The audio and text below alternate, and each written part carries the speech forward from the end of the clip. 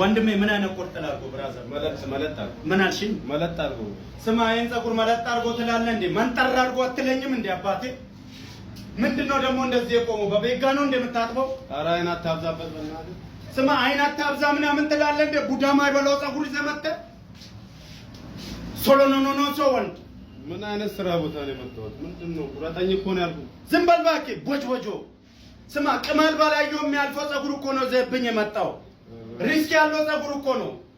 ይሄ በ50 ብር ስራ ስማ ማሽን ይስበር አይታወቅም እኮ። የብድ ልብስ ስብስብ ይዘህ መጥተህ ሌላ አማርኛ ታወራለህ እንዴ?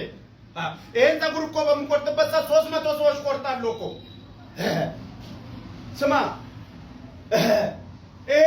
ኡጋንዳዊ የሆነ ፀጉር ይዘህ መጥተህ ምግብ ብላ ፎረፎር በዝቶበታል ወዳጄ። ምግብ ብላ ስጋ ምናምን ቀላቅል። ሽሮ ምን ለሽሮ ቃል ኪዳን ገብተህ ነው እንዴ? ምንድነው? ሲኖ ቢያልፍ እንደዚህ አዋራ አነሳም እኮ። እንደዚህ ስናረግ እየወጣበት ያለ አዋራ ማለት ነው ብራዘር።